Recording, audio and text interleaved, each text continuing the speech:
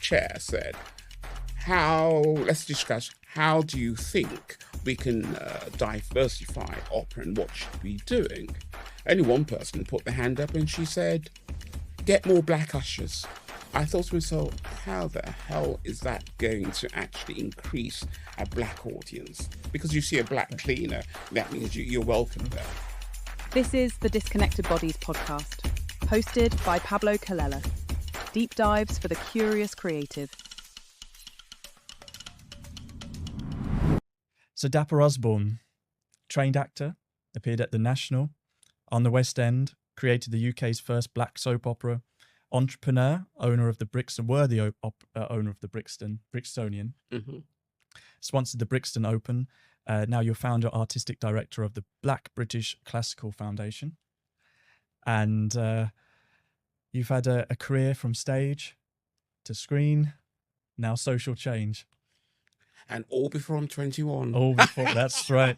And you're not done yet. Oh, I hope not. No. Sure, let's start at the beginning, though, because you were in the RAF. Yes. How did you change from the RAF into theatre? Well, basically, I wanted to be in theatre from the age of 16.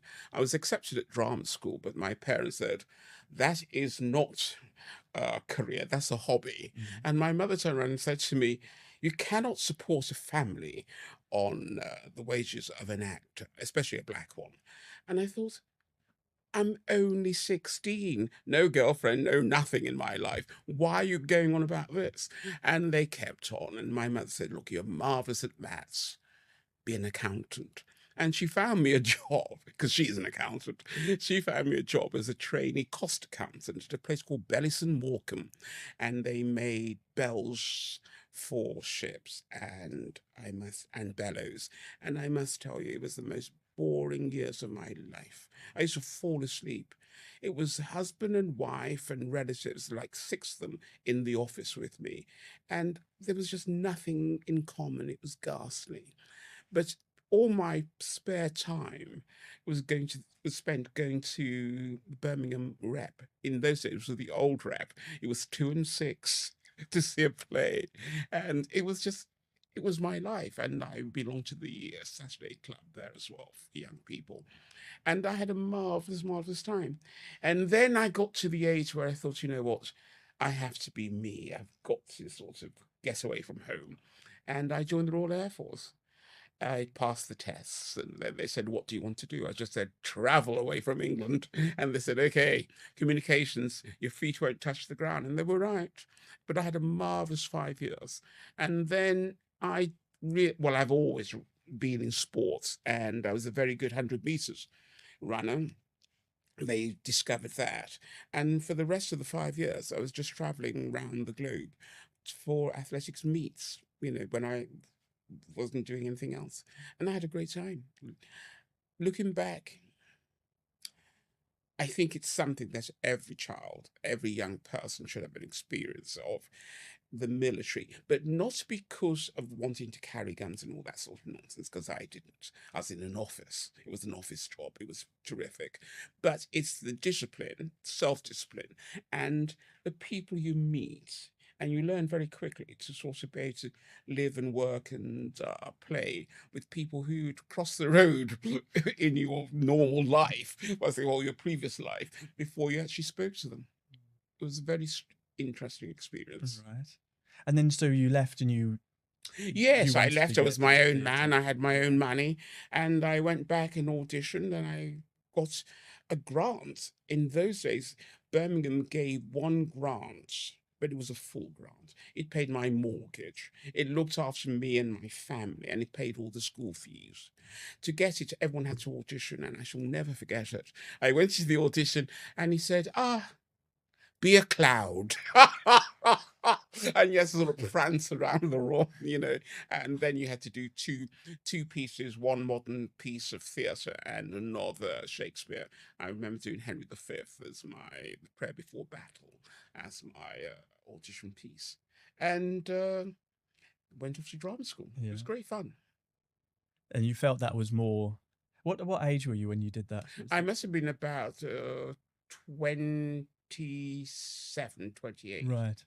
which was, I suppose, a mature student, I I suppose. guess so. But the interesting thing about it, I was there, and the average age must have been about 18, 19. Lots of rich kids that were useless. They would never become actors or actresses proper. But there was one character who, I don't know why, but we just suddenly gravitated to each other. And we ended up having a little band together. There's three of us, Black, White, and Tan, it was called. And it was Toya Wilcox.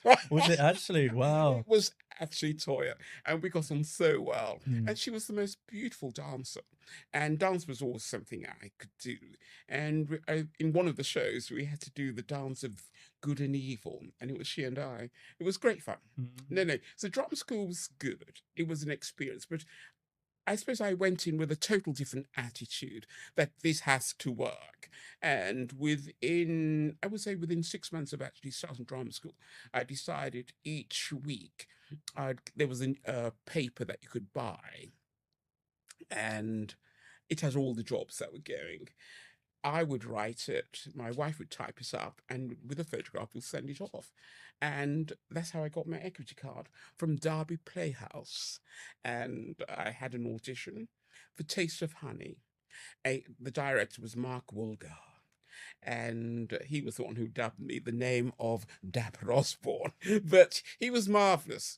And it did upset me, though, the audition, because I just thought I'd just go and read and do the speech for the audition. But he then said to me, "Sing for me." I said, "Well, I'm not prepared anything." He said, "Okay, just do the national anthem." So I sang. Then he goes, "A repertory voice."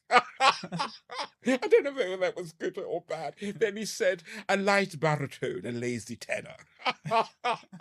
But I must say, he was magical for my career, because it was that he had the confidence that I could deliver.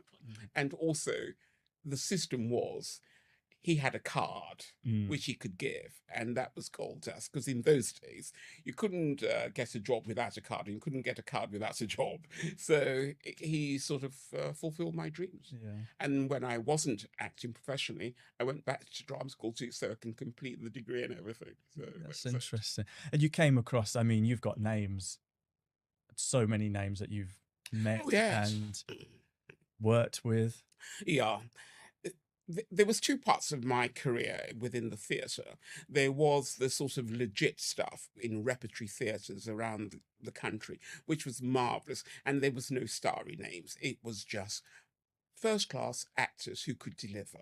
But at Christmas, I don't know how I stumbled into them, but there was this company, Triumph Apollo, and they did the major, as I would say, number one pantos. And these were huge things, with a cast of actors, singers, babes, and principals, and the principals were all the dreadful name, but very true. And they were known as, what's the word they used to use for them? Variety artists. Right. They were the variety artists, and we were the humble legits. And our job, as I was told by one director, your job is to carry the plot, not to get laughs. But yeah, and that was how it was. But I did work with some really horrible ones. But then, too, that amazed me, because when I was told this is who you're going to be working with, I thought, oh Lord, no. But it was Little and Large. And I must tell you, they were the most generous, giving couple of performers. That, as Eddie, the large one, said to me, if the company looks good, we look good. And he was very positive. And I worked with them for 3 years, because the Triumph Apollo decided that works. So we opened in Bristol, huge auditorium, and then we took it to Newcastle. See Newcastle and die, but it was an incredible experience after that. But yeah, it was good fun. And then I did a TV series with them as well. Okay. So yeah, it was good. That was a good experience. But there has been, with variety artists, some very dreadful ones.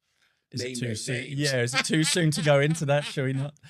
I can say no, we won't touch them. Just say I'll be very weary about doing another panto with variety artists. Right. No, give me good, legit actors. How long did that run for? Like the panto? Pantos? So- Well, I must say, on average, you're sort of booked for 6 weeks, twice daily, 3 times on a Saturday. Yeah, it's a lot of work. But in those days, you got somewhere in the region of 4 weeks rehearsal. It was taken seriously. Now they throw them together in a couple That's of days. what I was going to ask, is if it's the quality's changed. Oh, the quality's changed. Chorus is just young kids. In my day, it was chorus of a dozen professional dancers, singers, and then you had about 4 singers. And but now the last one I did, well, I began to do, and on the opening night, final dress rehearsal, I slipped and tore the muscle away from my kneecap. But all I can say, God moves in a mysterious way, because I didn't want to do it. It was horrific. Trying to put a show together in 10 days, it's just ridiculous. Yeah. And where was that? Are some locations like more prestigious? Oh, absolutely. Your number ones, sort of like Birmingham, Bradford, amazing. Really? Well, huge. Birmingham Hippodrome. But there's Birmingham Hippodrome, but Birmingham Hippodrome was considered to variety. Okay. But the Attics was where they got it balanced perfectly. The Salzburg Pantos, they were a class act. And the scenery, the costumes, it was just first class, high standards, but it's all changed. And when we spoke sometime before, there was one chap, and he was the best of the. Was he the best director of pantos? Oh, yes, Roger Redfarn. Right, that's it. Yeah. Twitch. Right. And every hour he would change his jumper. Very peculiar. But I must say, odd character, but absolutely brilliant as knowing how to start, middle, and end a panto, built to the crescendo of bringing in the curtain in Act 1, which always had a bounce, and then the walk down of the finale. That was also great. I've often wished I was able to sort of sit in the auditorium and watch the show, because it was always beautifully done and beautifully dressed. Roger, he was first class. You had a kind of a good relationship with him over time. Yes, I did, because my very first panto wasn't with him, but the first commercial panto was with him, and he was in charge of Plymouth Theatre Royal. But Plymouth had this wonderful reputation of transferring their shows from Plymouth to the West End. Right. Musical theatre was his big thing, and he treated the panto piece of musical theatre. And he was just first class. He knew how to build the show. Great. It was good to watch. You learnt a lot from him, and he was first class. Yeah, it's interesting. I don't know. Perhaps it's just being snobby, but I don't guess there's that sort of talent or that sort of care that goes into pantos at the moment.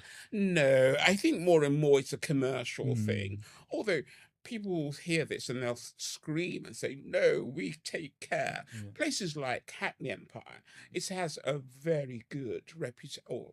Yes, it has got for many years a reputation of delivering first-class shows, and they've changed the order of who actually is delivering them now, but the standard is still there. Right.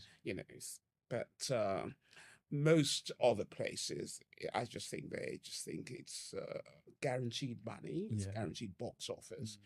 Put a few people from television who don't even know how to get their lines across the footlights, but people will go and see them because they've seen them on telly. Yeah. So. And you've worked with some people like that, I'm sure.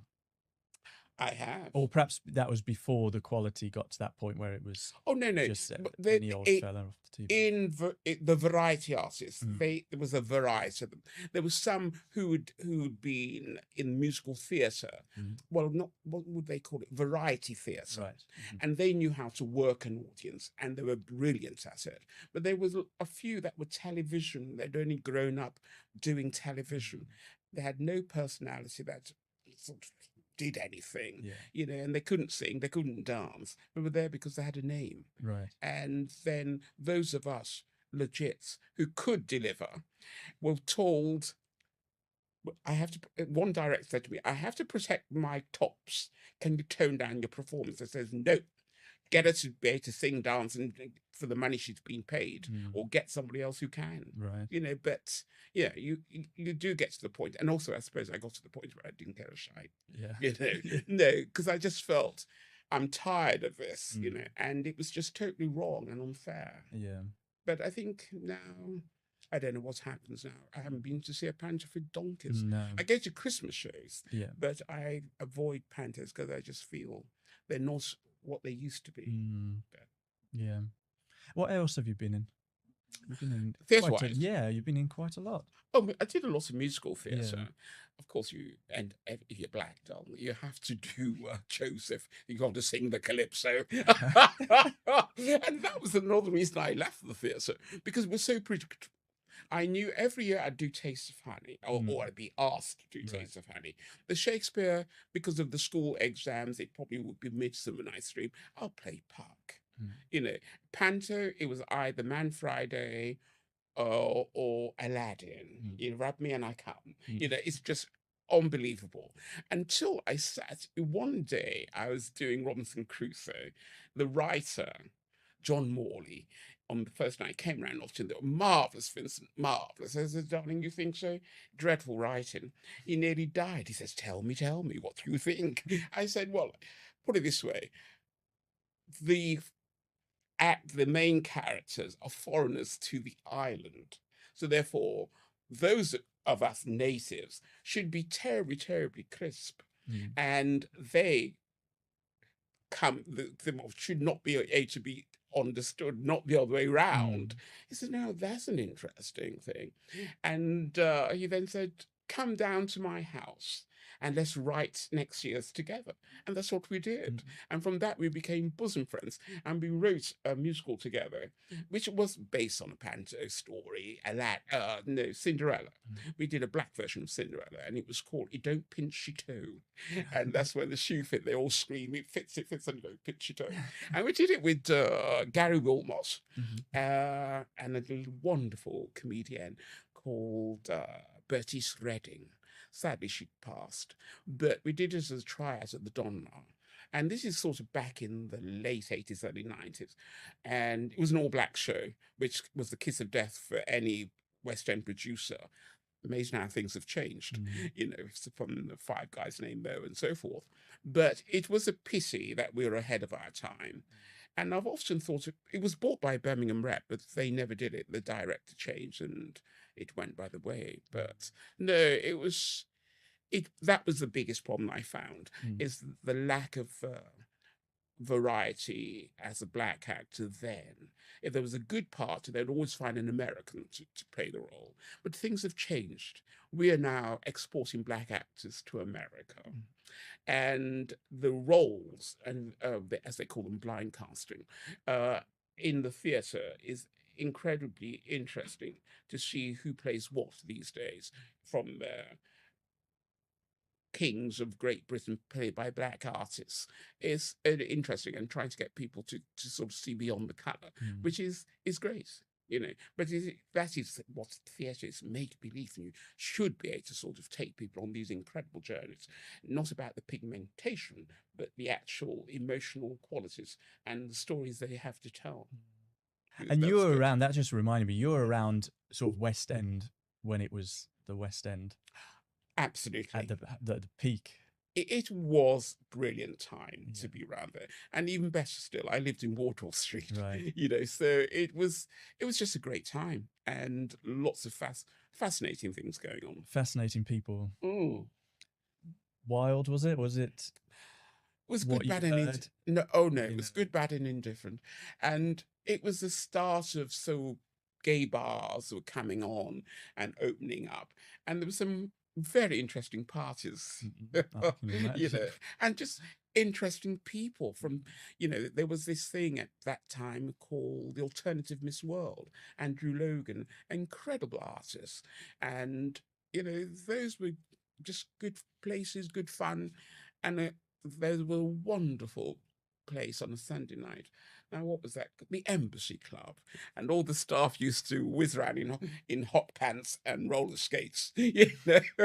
But it just had the most wonderful mix of people that would all gravitate to places like that. And when was that? Was that 80s, 90s? It was 80s, I would say late 80s, 90s. Yeah. So you would have that new sort of alternative cultures coming in, but then Yes. the remaining sort of like the old The boys and leftovers. girls, Yeah. that basically of the 60s and 70s. Oh yeah, they always wanted to be in, especially those who used to hang out on the King's Road. That Okay. was another thing, the King's Road and the restaurants that everyone sort of went to. They went on to a club, and on a Sunday there was a place called Country Cousins, and it always had sort of well-established jazz singers doing a little afternoon thing with their friends. It was fun. Yeah. Yeah.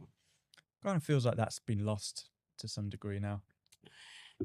Yeah, but to be honest, I think every generation actually find their own level, and they find something that is for them. Right. And I think now I'm too old to be in the know, but I'm sure there's probably equivalents to what we did. Right. I think there's perhaps it's moved out east rather than the Well, West End. It's Yes, I think like everything's moving east, isn't Yeah. it? Yeah.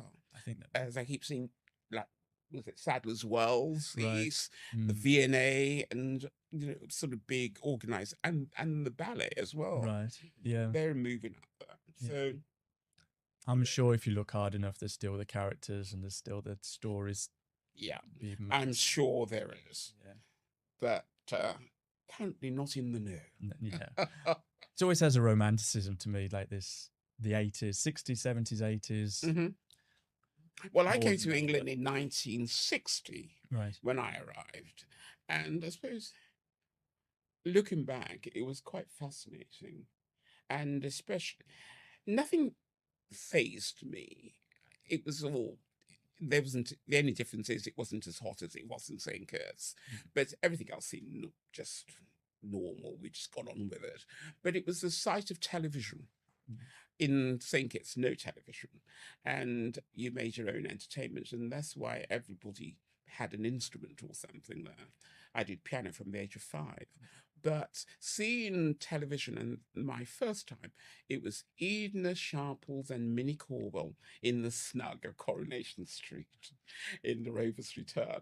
And I have never missed an episode since. Right. It was fabulous. I just thought it also was the sound, because I'd never heard a regional English Okay. accent. So that did surprise me, and I just found that quite fascinating.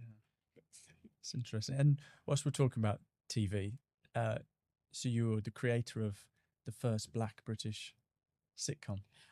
well, Soap yes, opera. some people, that's what they dubbed it as. It was a thing called Brothers and Sisters. And it was a brilliant idea that I had. And it was a story really about a Black Pentecostal church, which I knew inside out. And the vicar was dying, and he sort of virtually wanted to anoint his son to be the next leader. The son had left to study away from home and decided he wasn't returning because he'd now got a boyfriend and he was gay, and he knew that coming back into the fold, that would be a disastrous situation. And so his sister takes over. And it's all the stories of how the church develops and so forth, and the infighting. But it was good fun. And when I wrote it, I just wanted to have some positive imagery of Black people and their way of life, because I felt at that point everything was about guns, it was about drugs and prostitution. If you were Black, that's what you did. And the first 12 episodes were fine. It was the following, when it was recommissioned, the producer wanted to go down the line of drugs and guns. And I just thought, this is not me, and I don't want to be part of it. So I just took the money and just, that was it. Yeah. But it's a pity, because I still feel there is a need for more positive stories and imagery. It's like, I don't know, you turn the television on, every newsreader bar a couple are Asian. And young Asian kids see people who look like them doing these marvels think, oh, I too. So that's how it goes. And I felt within television at that point, there was no positive roles for young black people. And I was determined I was going to write that. And that's basically how Brothers and Sisters came about. And that was BBC Two. BBC Two, yes. Yeah. It was this thing where they gave, I think it's about half a dozen of us, who had ideas, money to actually develop it and make it. And that's basically it, how it all came out. And then anything that sort of became a breakout from it got the following commission. Yes. I wonder if that happens now as much. I'm not sure, but I must say though, black actors have got it's the golden hour for them currently on television, and they are playing very diverse roles, which is good. Still too many guns, but and crime, with them as the centre of it.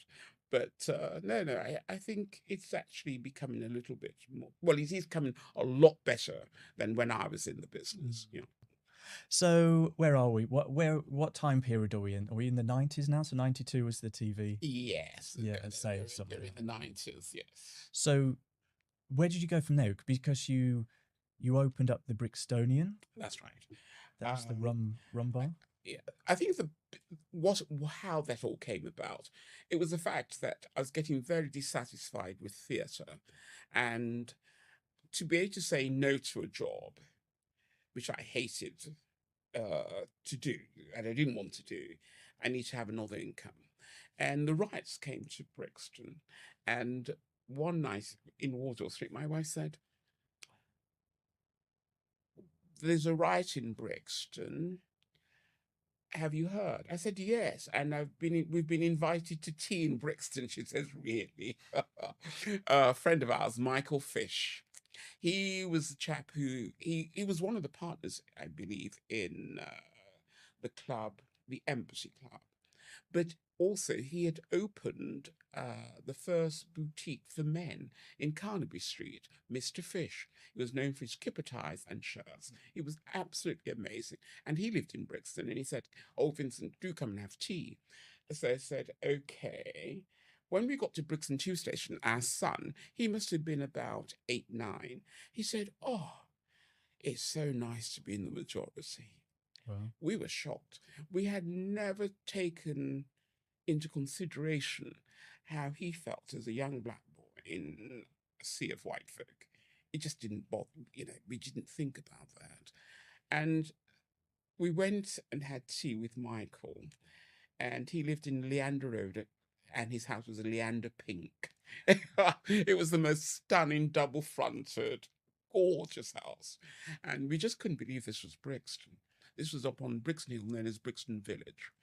Anyway, we were trying to buy a house in Hammersmith at the time. He said, "You're mad. That's too expensive. Come to Brixton." And I said, "Well, if you can find me a house like this, I would." And he said, "Come and meet Anthony Orminster, head of Colfax and Fowler." Incredibly grand old boy. He was an interior designer, and he lived in Helix Gardens, just round the corner. And his house was just dripping gorge. And I said, "Well, Michael, you find me a house. Anthony, you decorate it. I'll move to Brixton." And that's what happened. And we got a house in Helix Road. And it was the most delightful house. It was like 5 bedrooms, 3 bathrooms, cellars, gardens, 2 reception rooms.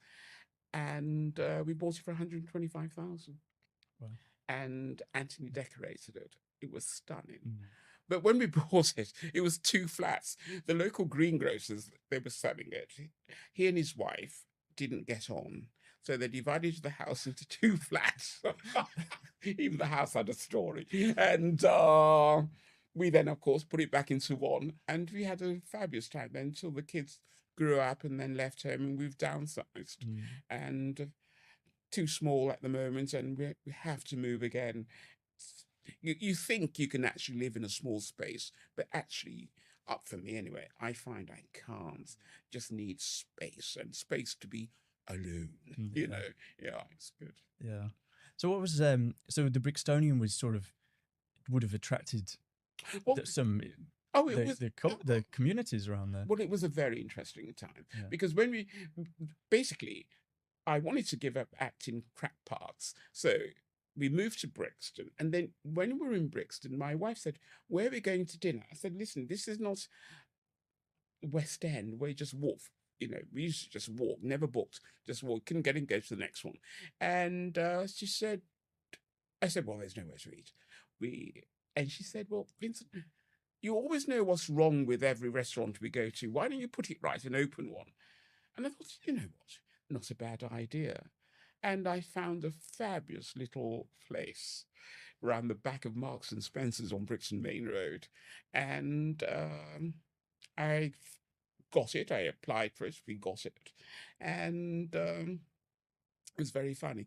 I knew it was going to be called the Brixtonian because we found this old-fashioned toilet where you pull the chain, and in it, embossed it, was the word Brixtonian. Right. So I thought, that's the name. But in those days, everything was a brasserie or a wine bar. And I thought, no, I can't have that. I had to go to the Caribbean, to Martinique, to do some work. And I was with my relatives live there. And I went round to them and they said, "Okay, tonight I'm going to take you down to the rum shop." I screamed, "Brixtonian, the rum shop, cafe, restaurant." That's how the name came about.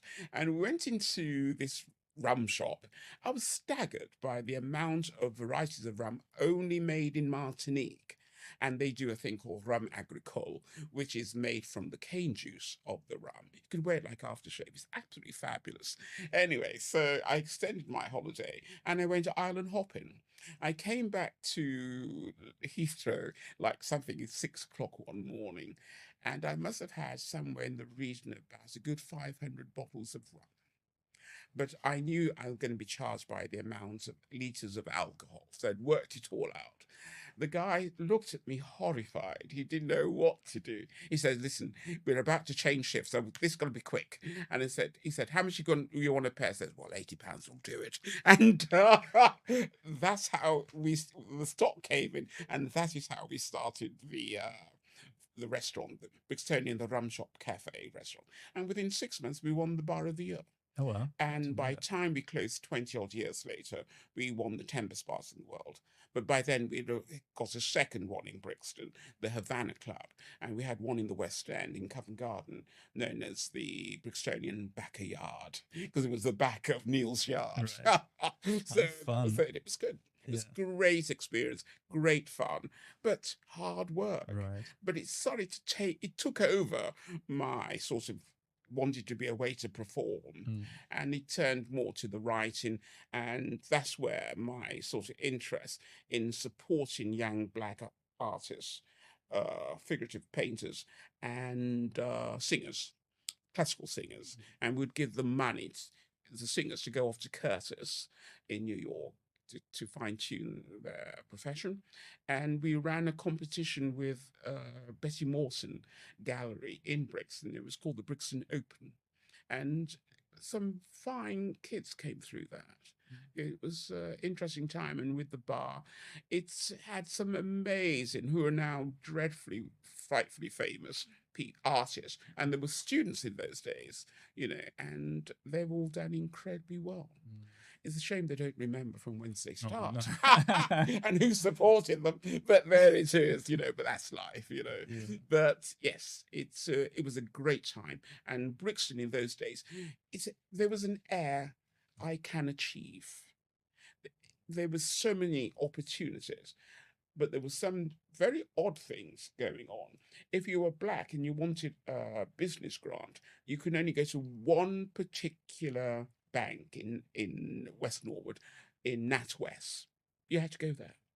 And we nicknamed him Gobi. He had this blood stain of a birthmark on his head. And he turned around and he said to me, "Oh, if you want a loan from us, you have to create a business plan." So I thought, okay, I'll show you, lovey. And I got 3 friends. One's an architect, an accountant, And Aldine, my wife, she was the typist, and we created this business plan. We took it to him. I must have had £19 in the bank, but when I left after the business plan presentation, he gave us something like 80,000, and that's how we set up the bar.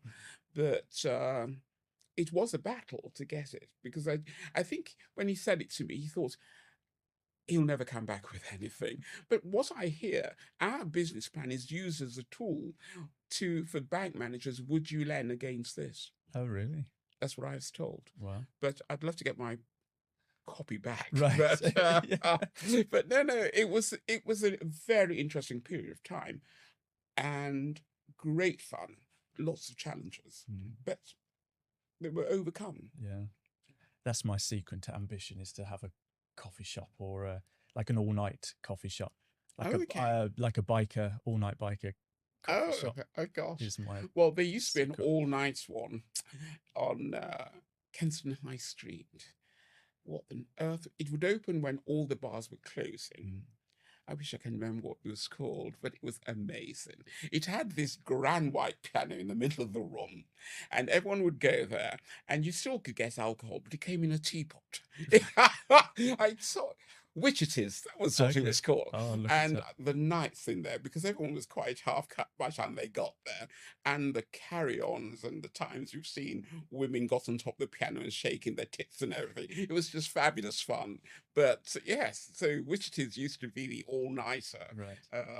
But everything came in a teapot. Right. Yeah. Well, white pianos and ladies on top of them is just fueled my ambition to do it more now. So well, there it is. I might have to put that focus on that. So I guess that the open kind of led to the foundation in some sort of way, helping young black boys yes progress.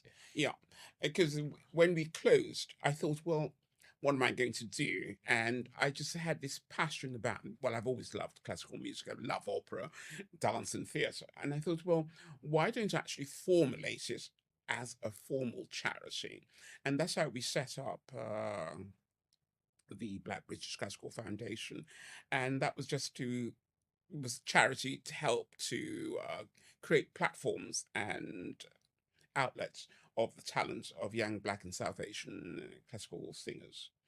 And then at that point, there was always why isn't the opera house and opera houses more diverse in who they actually show on stage? Even backstage is sort of snowed in. So I thought, okay, I'll show them, because they would always say, well, where's the talent? But yeah, they can find them when they want to do Porgy and Bess. But outside of that, it was totally a white establishment. And we started this thing called the Voice of Black Opera. And this is a competition that we go around the Commonwealth. We bring in the best 12. That is whittled down to the best 5, and that 5 are the finalists who sing with a full orchestra, and somebody wins the Sir Willard White Award, which is £10,000 plus performances, and then the Samuel Coleridge is for the best rendition of a piece by a Black or South Asian composer. They win a song cycle, written for them with a guarantee of 3 performances. And every winner has gone on so far to actually wow the stage. Elizabeth Llewellyn, she's doing amazingly well. And there's Nadine Mortimer. Well, she goes between Mortimer and Benjamin. I think it's Benjamin currently. And again, she's the toast of the English National Opera at the moment. And we're about to do the same competition on the 25th of October. So it'll be very interesting. But I now know who the 12. I know who the 12 are. And I think it could easily be 5 finalists, all men. Okay. Some of the voices, especially those from South Africa, are just incredible. So it'll be a battle on the 17th. And you pay for them to come over? We find the money. Find the money, yes. Everywhere. We have to find this year's funding is, need of funding is like 150. but we are talking to try and get their high commissions to see if they'll help by a flight and paying for the hotel. But we've tried that before without success. So I'm not holding my breath, but I just feel that it's worth another ask each time, because it's different high commissioner Right. might have a different sort of sensitivity about what they're doing and how they're doing it. Yeah. So, yes. Well, it's a fantastic opportunity for people. Oh, it is, but it's also a big opportunity for the host, for not just the competitors, Right. but it's also for our Black South Asian communities who do not go to the opera house. And it's not because they don't want to. I think a lot of them, there are barriers for them going. Possibly one of the major ones is costs. That's one of the major issues, which the established houses don't quite understand. Oh no, they understand, but they don't care. Right. That's what my feeling is. And secondly, it's not being made welcome. I remember going to the opera. I'd rushed from a meeting wherever I was. I was running late, and I just got there in time to get in. But I don't know why. I just couldn't find my ticket. I was looking at the bottom back, and the woman at the desk said, "Are you sure you're in the right place?" And I thought to myself, you think I can come to an opera house not knowing I'm coming to see an opera? It was just this total thing. You can't be. But again, people like Jessie Norman had the same. When she turned up to study, she asked for the opera studio, and the woman said, actually, the jazz department is this way. And this is it. People have these preconceptions as with the way you look, this is what you should be doing. But so I think that those are some of the barriers to the opera, and we try to sort of redress that, trying to make sure everybody is made to feel welcome, comfortable, and you are invited, and we want you here. That's the important thing. But the opera establishment has a problem. I went to a symposium where all the opera houses and companies of Britain were represented. And the chair said, let's discuss, how do you think we can diversify opera, and what should we be doing? Only one person put their hand up, and she said, get more black ushers. I thought to myself, how the hell is that going to actually increase a black audience? Because you see a black cleaner, that means you're welcome there. And no one challenged it. And even worse, the chair didn't go back to and say, please explain how that would actually achieve what we aim for. It was just left. And I just thought, you know what? They're not really wanting any change. They tick in a box, because without actually trying or be seen to be doing it, they won't get a grant. And where I'm concerned, the Royal Opera House gets far too much, because it's the nation's paying for it, but the nation is not invited in, and they don't even go out and say perform in the provinces. They go overseas, fabulous gigs in New York and Japan and so forth. But Newcastle, Bradford, no. And that's wrong. Absolutely. But it's the way the cookie crumbles. Yeah, well, but it's time there's change, and you need somebody fierce. But I don't understand it. They tinkle at the edges, but they don't go in with hard saying, you've got to do this, you've got to take X amount of smaller fledgling companies under your wing. You've got state money.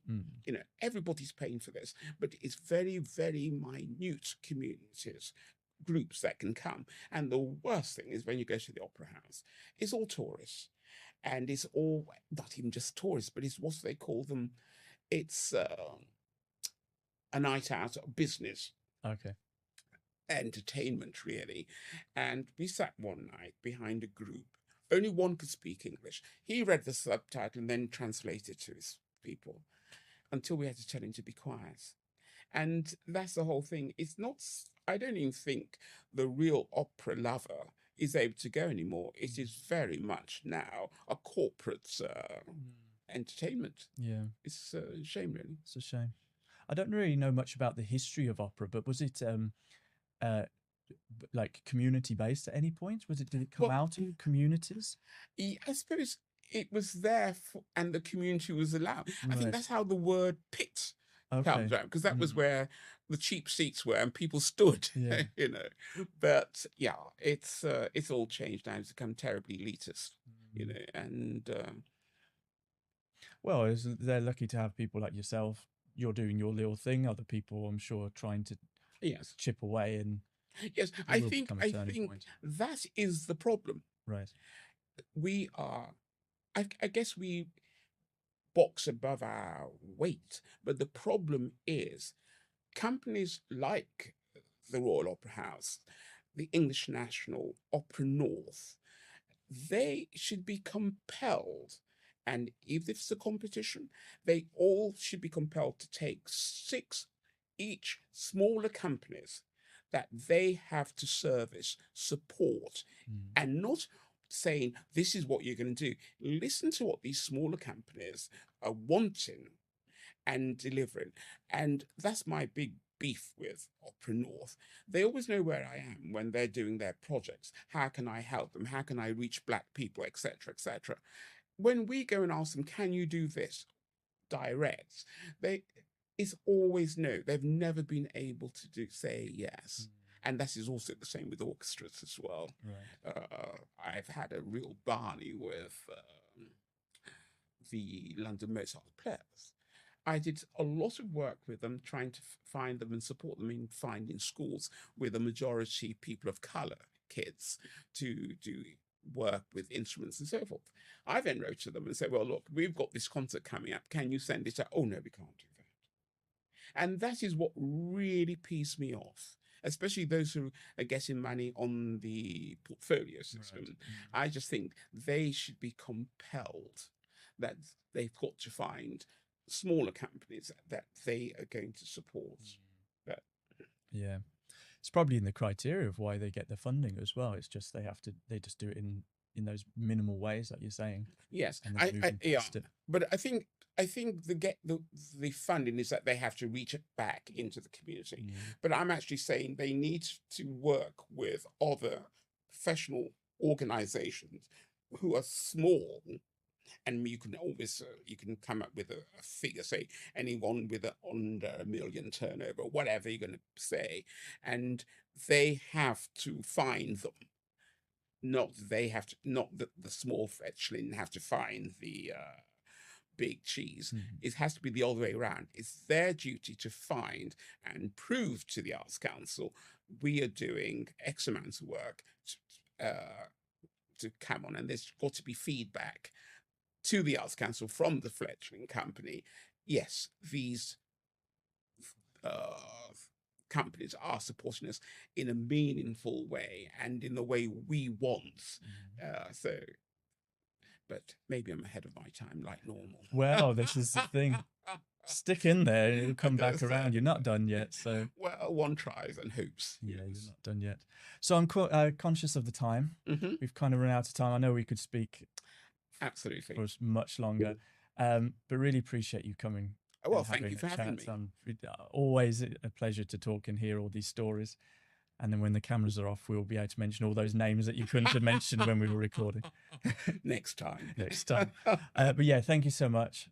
Thanks for all the work that you're doing as well. I know just as that little bit that we've done together, it's important work, and people appreciate it. So thank you for saying thank you. Thank you. Cheers. Okay. Thanks. This is the Disconnected Bodies podcast, hosted by Pablo Colella. Deep dives for the curious creative.